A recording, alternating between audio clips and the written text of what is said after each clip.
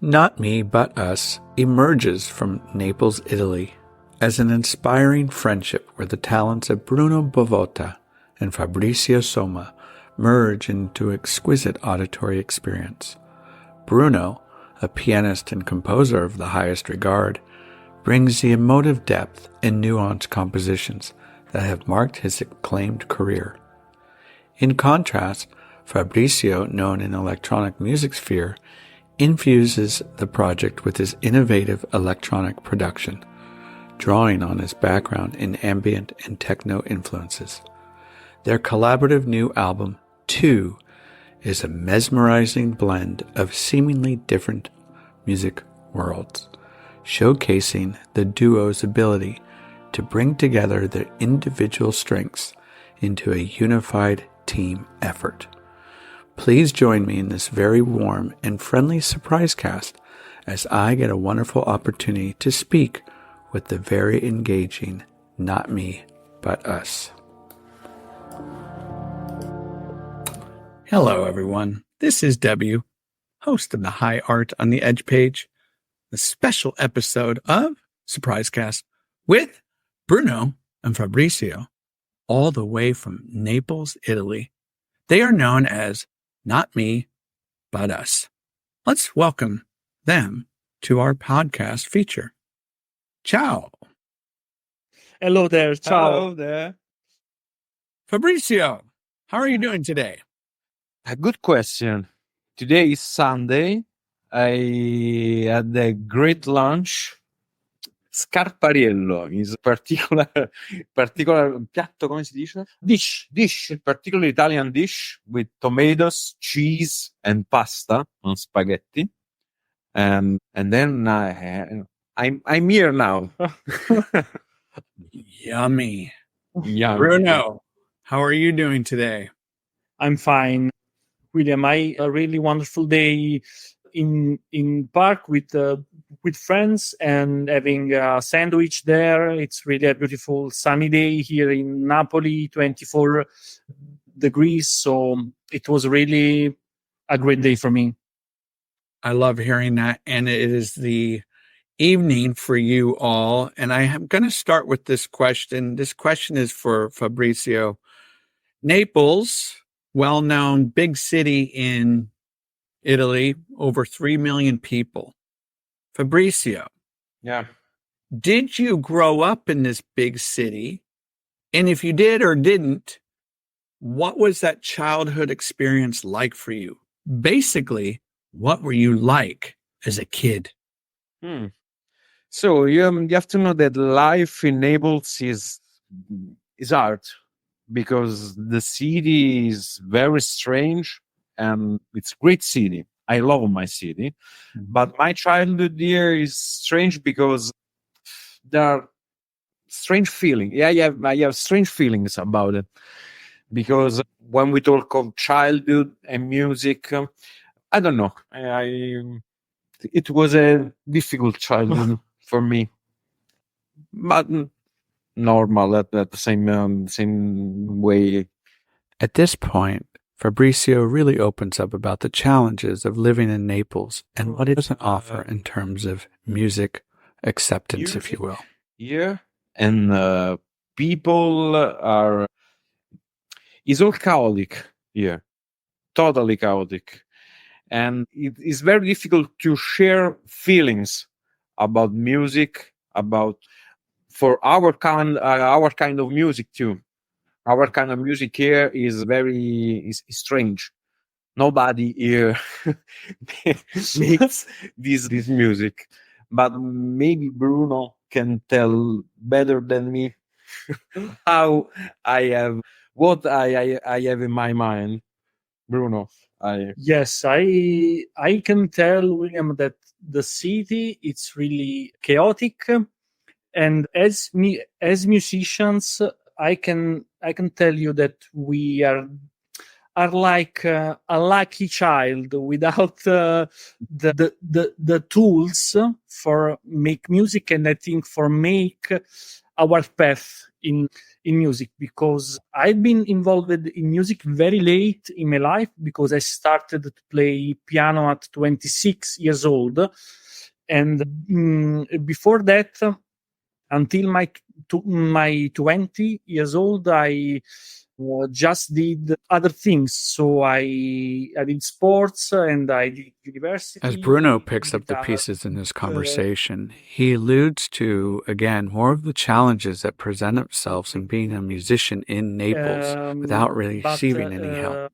The thing here, and it's very, very difficult to try to get help in doing your stuff. It's really hard to find funds for your music, so we don't have any kind of government or maybe any kind of help for artists and creatives in generally speaking. And so the good thing that is that we are not linked with the city, and we always, also in both our solo project, we started to do our following and our music we are doing to distribute outside Italy, because it's really not easy. It's also in the past few years where the pandemic started, and after that, all the small places started to close down. It's difficult to tour properly here. As we soldier through this conversation with Bruno and Fabrizio, I'm more amazed with how well they handle my questions, considering this is their very first podcast. We had some nice feature also in Italy, because I have to say that there is still good journalists that they are really looking about. I don't know if we make good music, but I think that search for different music that is good. So it's really nice when we get features from Italy that are spontaneous, and it was good. But we are more than happy to be here with you, because we can really talk about our music. So okay, thank you for this, because it gives me better understanding of where you're coming from with your ideas and your opinions and feelings about the location of where you're at and how that impacts your music. Fabrizio, this question is for you. My older brother, had a big role in introducing me to great bands. The Smiths, Fine Young Cannibals, Ultravox, so many. What opened your world to music? Was it an older brother, a sister, a friend, an uncle, parents? Una persona importante per me alla musica. No, qualcuno che ti ha introdotto alla musica. Another good question. I'm sorry if I speak with Bruno, but as I said before, my English is just a bit psychedelic, and I have to. I need a translator, an official translator. Maybe before this podcast conversation even began, I was wondering what Bruno and Fabrizio would bring up in terms of musical influences, and then they caught me off guard with two surprises. I was a teenager. I was totally crazy for the prog rock, the progressive rock. Yeah, I'm totally in love with King Crimson. First album in the Curtain Crimson King for me is a masterpiece. Emerson, Lake and Palmer. Yes, Close to the Edge. Pink Floyd. For me, this important person in music was my friends. And after I did my personal path, but maybe another great inspiration for me was the television. Because a big impact for me was, I don't know, the soundtrack of cartoons. Carl Stalling was a great composer of the Disney stuff, or Hanna-Barbera stuff, or the music from video games, 16-bit era. For me, was totally. I was out of my mind. I don't know how to say, but yeah. Well said. Thank you for sharing. What about you, Bruno? Who exposed you to great music and how did you start to become involved in this? So, William, I started myself. Of course, I have an older brother. He's 90 years older than me, and he used to play guitar, and he's left-handed. So my first instrument before piano was this acoustic left-handed guitar. So I started to learn guitar as left-handed because it was the only instrument in the house, and I was not supposed to be involved in music. So it was just a joyful game for me. But when I really clearly remember the day that music came into my life, when I started to listen to what that kind of music that for me is good. I was in the car and a radio station in Italy airplay Cannonball from Damien Rice. I really fell in love with that track that I went immediately to the music shop to find out that album. Mm-hmm. And I was 20 years old. And from there, I started to listen to the music like a ritual. So every day a week, I went to the music shop, and I was really it was really something new for me. So I started to get suggestions from the owner of the music shop, and from Demi Rice, and from there I really listened the most important music in my life, and that I think that have a big impact for the music that I made with my solo project and with Not Me But Us, because I started to listen to Nick Drake, Leonard Cohen, Jose Gonzalez, Anthony and Johnson. I can tell you, and it's incredible, amazing music. It's really something that it was like a therapy for me. It's like, okay, we have this great beauty that really can make me feel any kind of feelings, crying, being happy, or really touched me inside myself without like a click. And I have to say that this click, when I started to listen to the music, really changed and saved my life at the same time. Wow. Those are very powerful words. So I need to know, Bruno, here in California, particularly San Francisco, there are many record stores to go to with lots of vinyl and CDs. In where you are now, are there a bunch of record stores or do you have to go elsewhere? So we have a couple of record shop here in Napoli, but I have to tell you that we have a really wonderful music shop. It's actually one of the most liked music shop in Italy. In all Italy, is called Disclan in Salerno. And in fact, we had a release party there with our album. It was on 24th of March. It was really, really beautiful. And the owner is really like that kind of owner that is really into the music. He can feel your taste in music, and he can suggest you which kind of music you can buy, which kind of vinyl you can buy. Bruno, thank you for giving me a better understanding of kind of what the music culture is like in Napoli. I appreciate it. Fabrizio, tell the listeners, when did you start to play music as a musician? Yeah, I started very young. At the age of 4 or 5, Wow. I began to play piano all by myself, without a teacher. Yeah, and I was like in my house, like a little genius, because there was the Inno alla Gioia and I played Inno alla Gioia, but with one hand, only one hand. And I started with the piano, and after with the drum. I played drum for several years, for 10 or 15 years.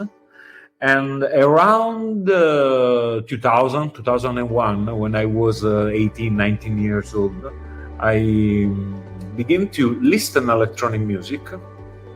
And I start to think that maybe that was my stuff. Mm-hmm.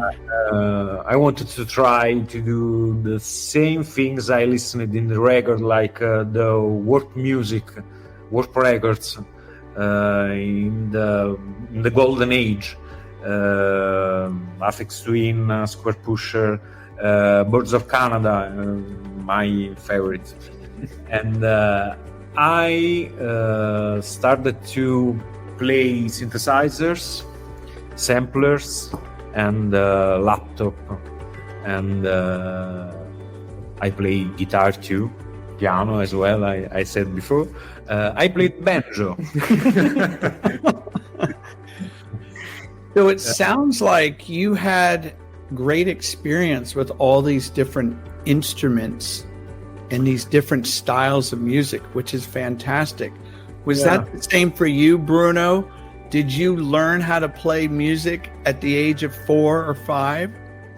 Unfortunately not, because I started at 24 years old, where I had my first guitar. So I bought my first left-handed guitar, and it was a really painful period for me. And I won't tell you all the stuff, but simply I was really in not a good shape, I have to say, in feelings. And I was really healthy, I was perfect, but with feelings I had some kind of issue.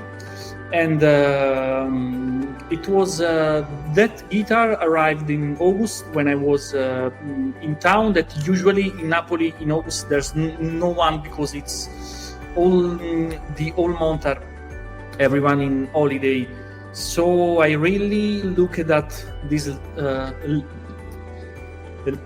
left-handed guitar. So I started to say, okay, now you have to do something. You have to save my life, to save my feelings. And this was my first contact with music. So I started to play the guitar without any kind of study and without knowing anything about music. But I have to say that when I was 26 years old, I was really into the sound of the piano. And luckily, I had a really good friend of mine that started to have some lesson of piano. So he bought this keyboard with weighted keys, so it was like a proper piano. And I told him if he can borrow me this piano, because he just wasn't using it anymore. So he borrowed me this keyboard. And when I put my hand on the keyboard, I feel like that the big goal I have in myself, that something feel that with a huge kind of colors. What a lovely answer. And what I'm hearing from both of you is that you appreciate not only listening to music, but obviously playing music and bringing that together. So let's talk about that right now. Fabrizio, how did you meet Bruno, and when did this idea start to take form as far as you working together in Not Me, But Us? Yeah, officially we started to Procida. Yes, in Procida, yes. Officially, yeah. But unofficially, not officially. We tried to start to play together in 2019. Yeah. Because there's Pepe Guarino, a great guy, a local promoter. He suggests to us to start a collaboration between me and Bruno, and me and Bruno tried to do it, but there was a little thing, the COVID-19. Exactly. And for 2 years, maybe in 2021, we tried to no, but no, No, it's Procida. it's for Procida there. Yeah. Yeah, there was this festival in Procida called Procida Capitale della Cultura. Capitale in English? It's capital. Procida Capital of Culture. Culture. It's a great festival for arts, music, theater, and other stuff. Okay. They asked together to play together. Yeah, yeah. And we tried to write some tracks for that show. And in that occasion, we say to each other, "Wow, it's amazing to work together," and we continue to do it. And then this is our first Procida. And yes, it was there, and then we started to work at the studio and trying to make music. After Procida, with 2 tracks, then we never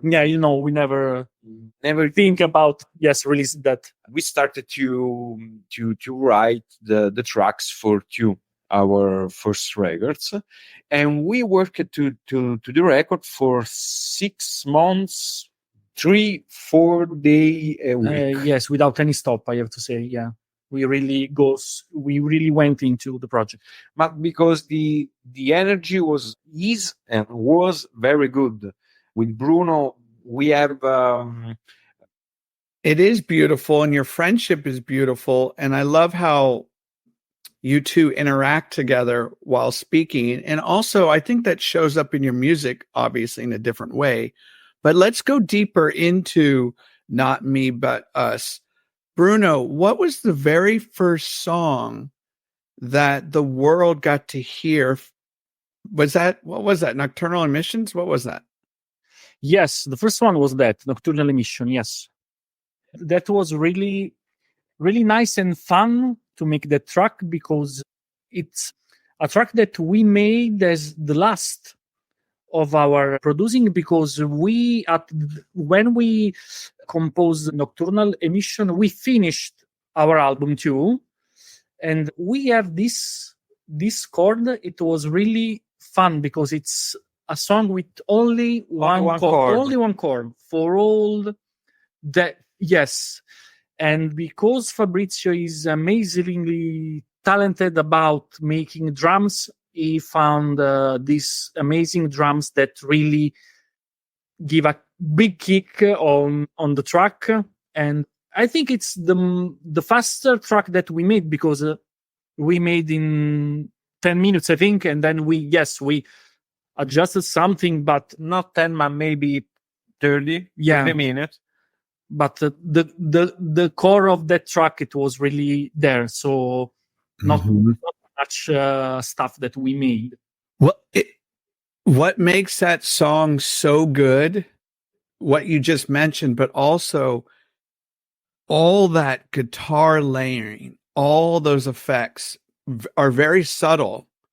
And if it's one kind of long journey, how long is the song? 6 minutes, maybe? No, should be less, I think. Okay. Yeah. 5 should be. 5. Okay.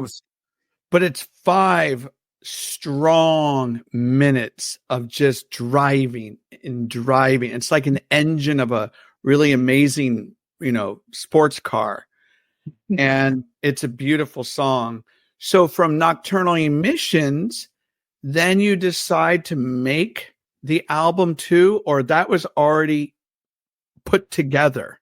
No. The album was already put together. When we made it, we thought that it was the perfect track to introduce us to the world, and before with a totally different track, because it's completely different from all the track that you can hear in our debut album.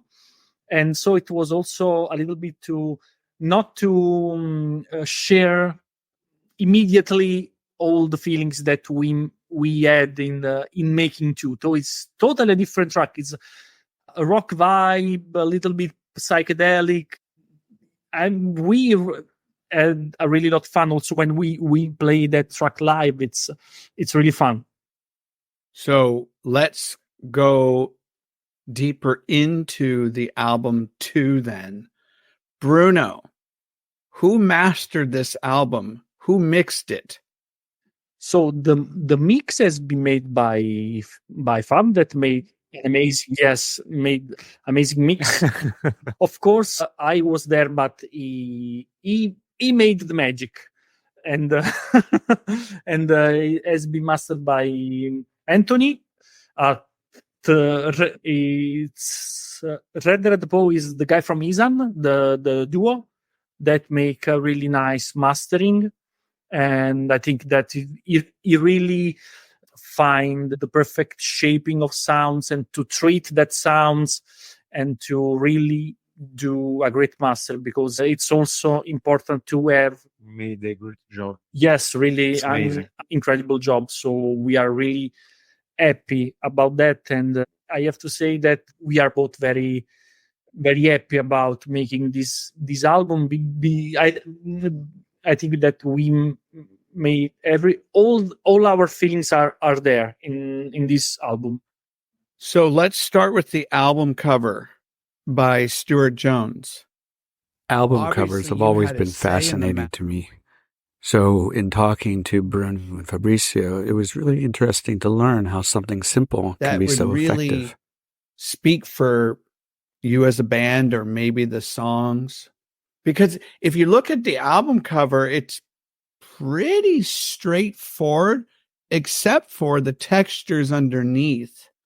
And the title, Not Me But Us, goes in kind of in a zigzag. So give us a little understanding of the album cover.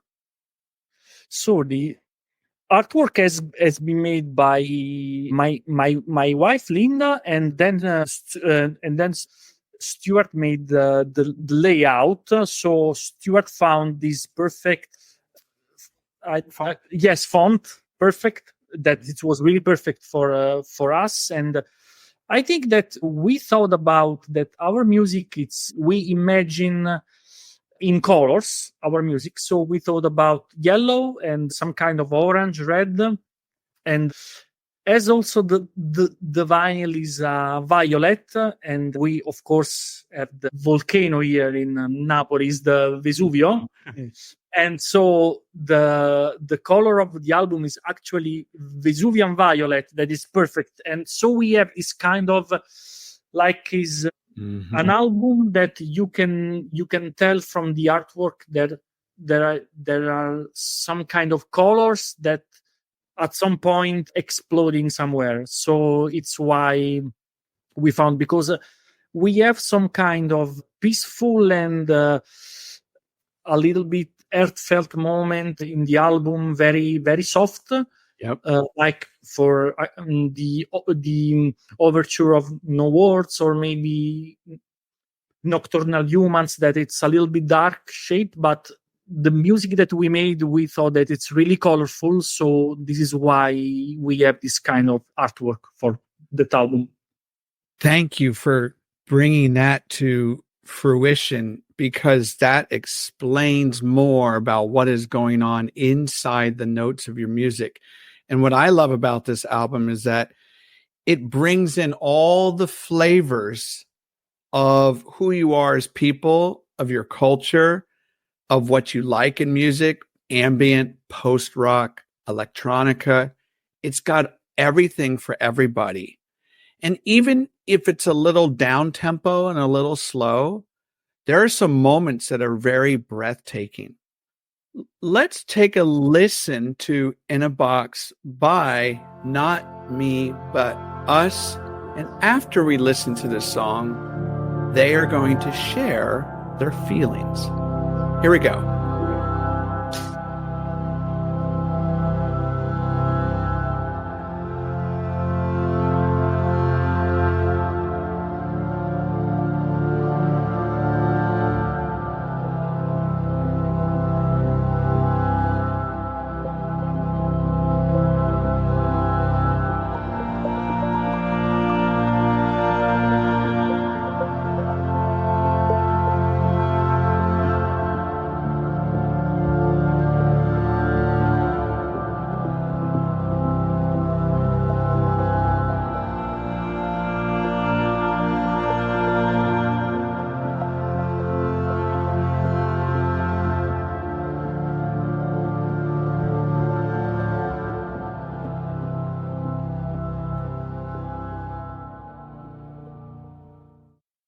All right. What a great song. I love that song. Bruno, tell us more about In a Box. Yes, I think that we thought that so far our music was really full of colors in sounds, and we wanted to add some kind of breath at the album, because it was really, you stay there and you are really submerged by sounds, and melody also. So In a Box, I think it was the perfect track to let both us and the listeners have a breath and slow down a little bit. And I really like that track most of all when the strings came in very gentle, very. I think it's quite nice, and it made a really peaceful moment of the album. So it's why also we thought to put on the B side of the vinyl. Just a little pit stop for Yeah. the second part of the record. When we see us is another track, and maybe is the in the right place. It's in the perfect spot. Yeah. It really is. And it's got a very nice groove to it. It's slow, but it has some rhythm. It has a nice texture and quality to it. And it is a wonderful track. Thank you for sharing. Okay, let's go to track number 2. Bruno, what would you like the listeners to hear? I would say, without any kind of thinking more of overthinking, I would say When We See, because I think that when we listen to the track, how we finished it, we thought, okay, maybe we have something of really really nice here. So it's the one. Yeah. Yeah, let's take a listen to When We See from the album 2 by Not Me, But Us.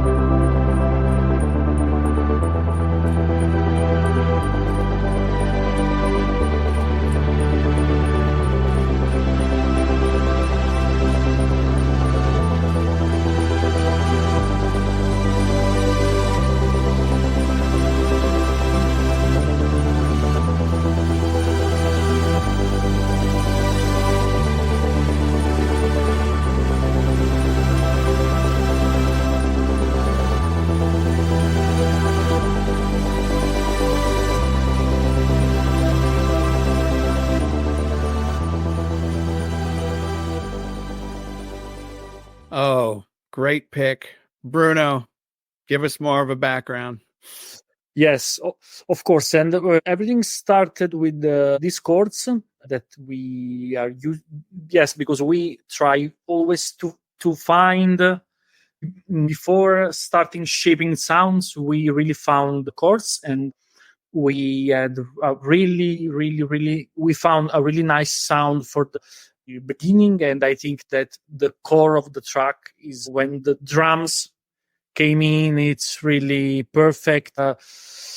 Really, Fabrizio did an amazing job.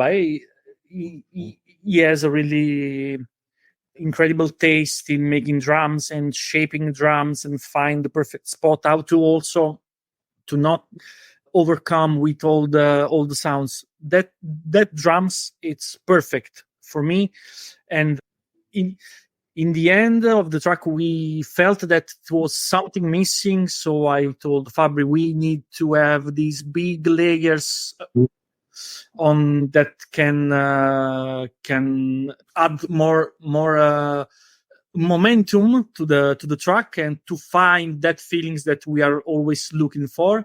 And the voice at the end, I think it's really, I think it's like our signature track, maybe for the Maybe album. yes, but when we see have an amazing story behind it, because during the composition, these amazing chords, dun, dun, dun, dun, and when you have these chords, you listen these chords, you have to arrange. Yes. You need to find something can work. Okay, we add some drums to ta, to ta. No to kick drum ta ta. No, and for hours. Yes, We really listen at these chords and we know I don't know how to say. I talk with Bruno and I say Bruno, I don't know. And for in just a second, we had this idea to stop the track with one chords, and add the drum, very abstract. Yeah. With this idea, the track Yeah, really. goes in the air. But what makes this song so gripping and interesting is that halfway through the song, it takes you on a different flight. You bring in this beautiful melody. I'm not sure what instrument. It might be a program synth. I'm not sure, but it goes ding-ding, ding-ding, ding-ding, and then it starts. It's the synthesizer there. Yeah. Okay. And I say this with a great compliment. It reminds me of someone that you're going to be able to see in a little bit, and his name is James Chapman, Maps. There's a style, there's a quality that to this song, it builds and builds and builds, and it's got this beautiful shimmery effect. I think it's one of your best tracks from that album. It's a great song. So you should be proud of it. Yeah. Thank you. We are. Good. But I will say, based on how you describe the making of this song, I never feel that the song becomes too predictable. And that's what I really like. While speaking with musicians, sometimes it's hard for them to celebrate their work because they feel as though they're being too boastful. I don't feel that way. So let's take a listen. So after hearing the album 2, which I know you probably have heard many, many, many times, Bruno, what are you proud of in the making of this album? I'm proud about the whole path that we started in making this album, because as we said you before, William, it's really hard to be connected in our town with other musicians. And this is not a case that we started a meeting when we was 40. We both was 40, and we known our solo project because I like Fabrizio's music from long year, but I really can't meet him because everyone in this town have his own path, and also we are making music alone. So I'm very proud that we found the perfect way to making music together. Yep. Always listen to our feelings. We are really supportive to ourselves. When I saw that Fabrice is not thinking good, it's a little bit down in energy, I say, Fabri, yes, we can do it. Just take a breath, and then we can do the same with me. And I think that friendship in this case is our superpower. This is what I'm proud of, that we are friends that are making music. And I think this is not a thing that I will do for granted.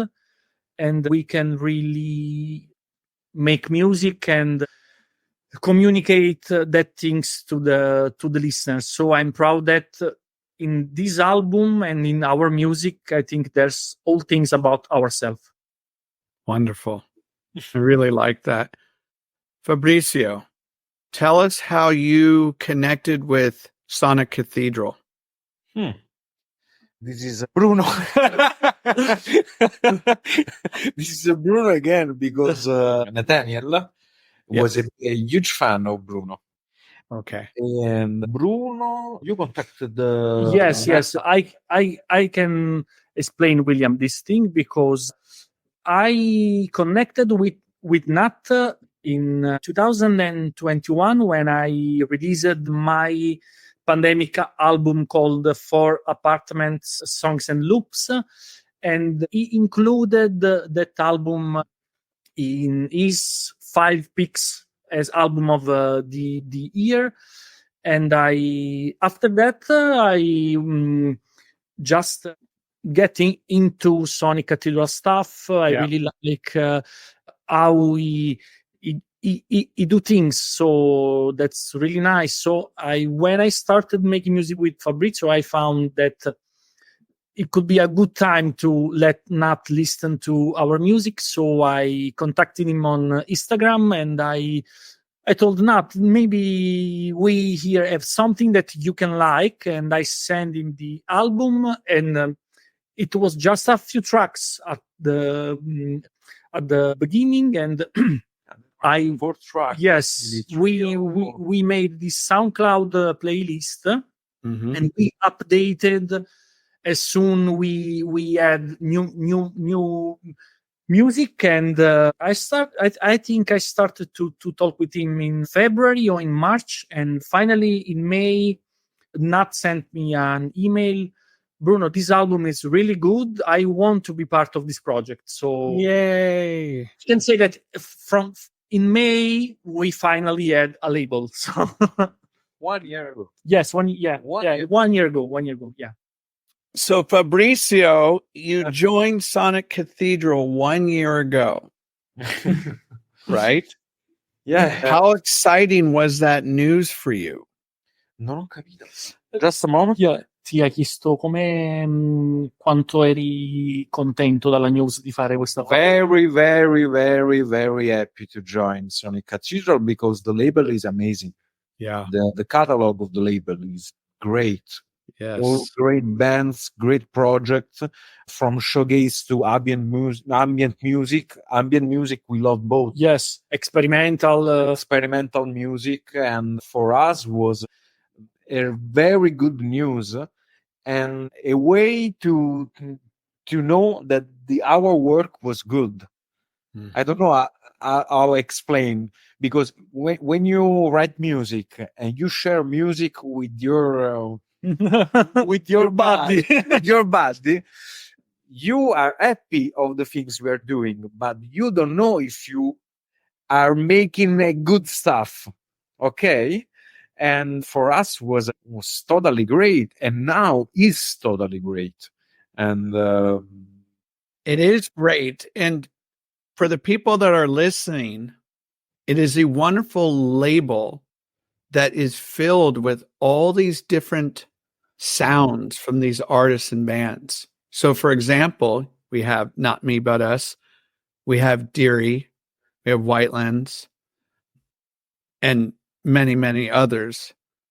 Mark Peters.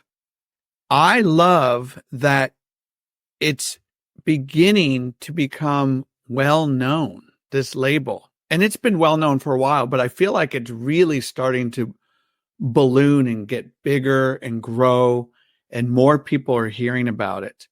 So that's a compliment to you. That's a compliment to Nate and the work that he does and all the other bands. It's a really fantastic label. So if you're listening to this podcast, go to Sonic Cathedral, the website, and your ears will be very delighted. Okay. What I want to know from one of you, what is coming down the line for Not Me But Us in 2024? What else are you going to be working on? New music? Are you going to go on a tour? What's happening? Bye.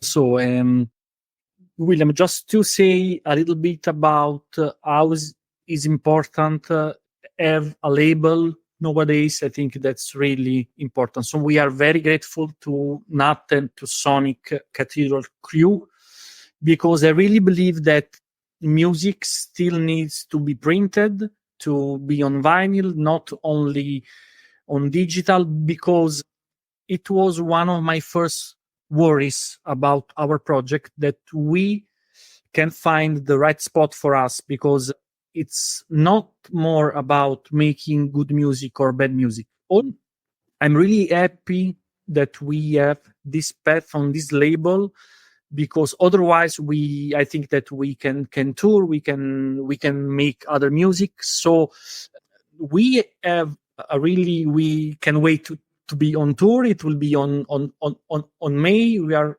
really looking forward to play at the waiting room in London on the 16th of May. That will be really nice. There's also a surprise, because we will play it. It will be not only one show in the UK, but there's one more to come, and probably another one. So we will be there from 16 to 19 of May. And also we are playing some nice show here in Italy, and we are going to make new music, because as I say, to connect with the music industry, and we really can't stop playing and can stop thinking about music, because if we don't make music, we simply disappear in these years. So we will be focused on playing as much as possible to reach the right audience.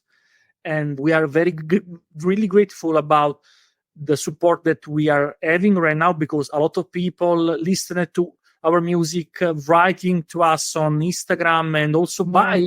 It's important, because okay, we have our solo project, and okay, but it's not sure that people buy the album. And it's nice to see all the people on Bandcamp that buy our album. So that's nice. And so we will try. Thank you. Yeah. Thank you, guys. Thank you. We will try to play as much as possible and making new music, of course. I love that. And I'm glad you're giving credit to where credit is due. And I love that this label is able to offer that for you.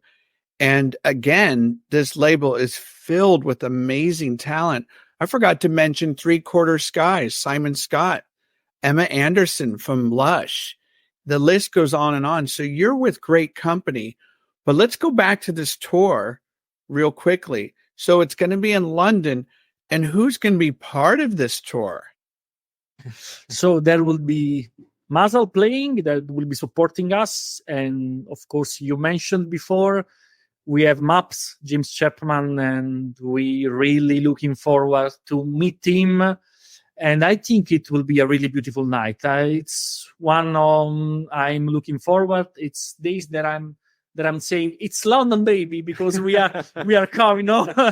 And I'm really missing London. I've been there the last time in 2014, so I can't wait to be back. I think it's totally different, but I'm really looking forward to finally meet Nat, being in his company, knowing good people, and have a good show. I think that would be really, really great. Can't wait. Yes, we really can. Yes. No, it's going to be a fabulous experience. And, with Alistair and Oz from Masal, two wonderful people, two wonderful musicians. You've got their sound, and then you've got your sound, and then you have James Chapman doing some DJing, who is a masterful DJ. It's going to be a wonderful night. Where can people get tickets? So they can go to our Instagram, or simply they can check the waiting room, just not me, but us at the waiting room in London, and they can find the tickets right away. Or but on Instagram, it's really easy. It's on our profile, so it's easy to go and take tickets. So we hope that a lot of people will join us. Okay. I want you to really think about this next question. Okay. Let's say you do your performance 30, 45 minutes, however long you're going to play for.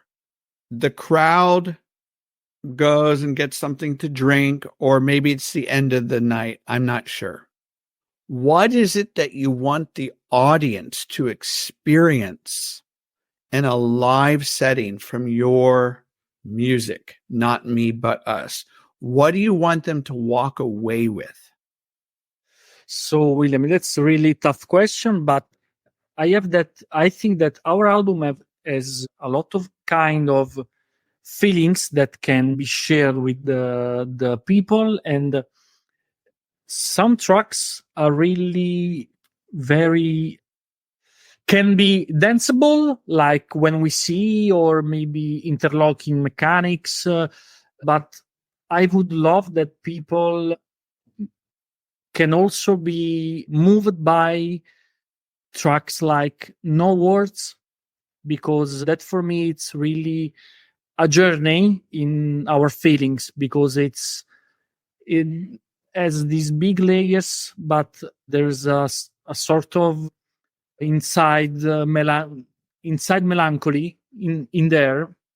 So I would like that people can experience, maybe also cry, maybe, but also dancing and move a little bit. And because we this kind of setup, we start very very very peaceful, and then we will go more on kicking in. So but for example, in when we had the release party, the guys that hosted us, they thought about bringing ice mask so people can put on their eyes and feel the whole set.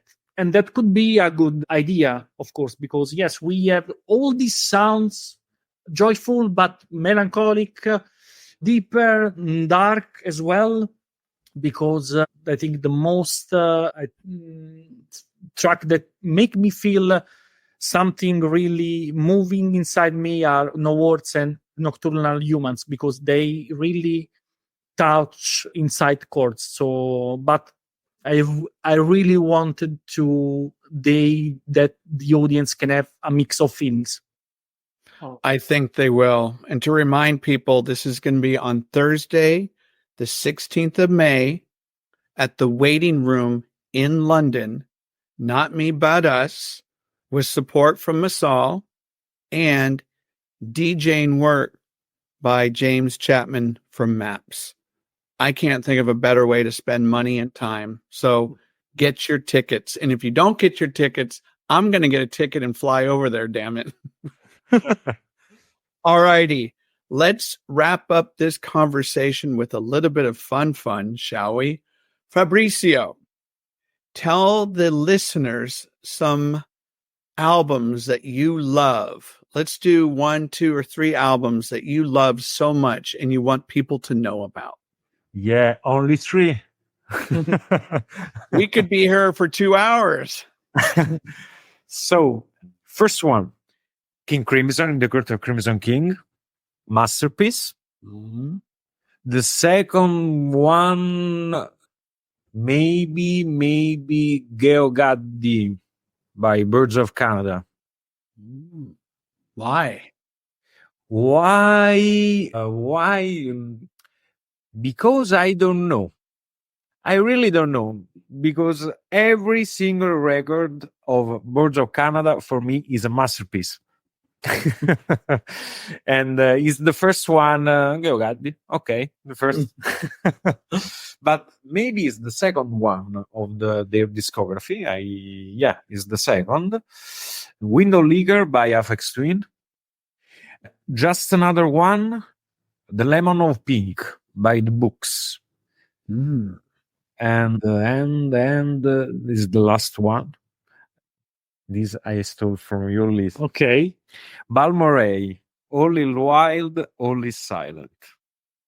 Okay, so it's very interesting that you said Boards of Canada, because I believe in my conversation with James Chapman, he picked Boards of Canada as one of his albums. Yeah. So there you go.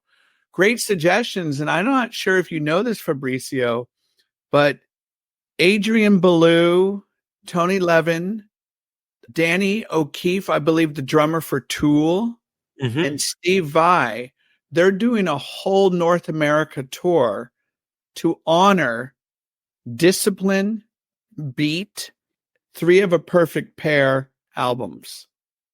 So they're going to be touring together to honor King Crimson in that work. All those people together. Okay, Bruno, what are your albums? Yes, I have to say that my first one, it will be Balmorhea, All is Wild, All is Silent, because they are still my favorite band ever, because I really love them and in any kind of way, because they are really great. And I will also be the album that started to me to listen to what I think is good music. It's Oh by Damien Rice. And another album that really made my days, I'm a Bird Now from Anthony and Johnson. Great record. Oh, yes. And would you also mention, what is your favorite Jose Gonzalez album? Wiener, the first one. Amazing. He really is something special, isn't he? I really listened to some of his track a couple of days ago, and I can really tell that he has his touch. So I immediately know, okay, this is Jose Gonzalez. Yeah, he's a pretty skilled musician. All righty. What an amazing collection of albums, bands that you just recommended. Thank you so much. Okay, you two, I'm going to wrap up our conversation by reading to you and to the listeners a passage from a book that I've been reading quite a bit. It's called The Creative Act of Way of Being, written by Rick Rubin, legendary producer of Beastie Boys, Tom Petty, Johnny Cash, many others. Bruno, I'm going to read first and just tell me what thoughts come to your mind. Here we go. Rick Rubin says, every piece of art consists of a series of choices, like a tree with many branches. Our work begins with a seed, which sprouts a trunk of the core idea. As it grows, each decision we make becomes a branch splitting off in different directions, growing finer and finer in detail as we move further out. At each fork, we can go in any number of directions, and our choice will change the final result, often radically. How do we decide which direction to take? That's really a good question. I always try to go deeper into my music, and I have to say that this question arrives in a particular moment because I am experiencing of playing, because I have the upright piano at home. I'm experiencing this ritual that is try to make music before going to sleep, because everything is quiet. It's quieter than the rest of the day, and your hands on the piano are different. You make another touch. So I think that the choice that I will make is always try to connect with myself and try to make something real, and try to not find shortcut in music, but trying to do the real things, to real speak about myself, my feelings, and maybe the listeners can really rely and connect to these feelings, but has to be pure. So when I play, it happens that I'm crying because there's something when I'm playing that really touch myself inside, and it's something from the past or something that I experience. And until I make real music, I'm making a good choice. Fabrizio, would you like to add anything to what Bruno just said? Yeah, it's difficult for me. I don't know if I have proper language skills for answer to a question like this, but it's very, very.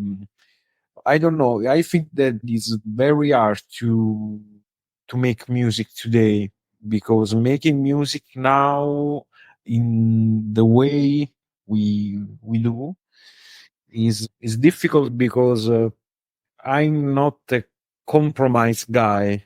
I do only what that for me is good. Yeah. And I don't know, the market on the web or The industry. the Yes, industry, industry then. moves the attention around things that are not amazing for me. For me, the direction is the good direction is where I'm doing something. I can wake up in the morning and say, yeah, I'm totally good. I'm doing this thing and I'm fine because I'm doing a beautiful thing. I don't know. I try to do it. I don't know if if I'm doing the good thing, but it's just a try. I can only research about it. You're doing a great thing. And both of you are putting stuff out there for people to think more deeply about their own lives. You're trying to connect with people through what you love doing. Obviously, that's music. But what I walk away from this interview is the music, is the love for music, but most importantly, your friendship. And how that friendship plays such an important role in the work that you do as musicians. That to me is really the heartbeat of the work for Not Me But Us.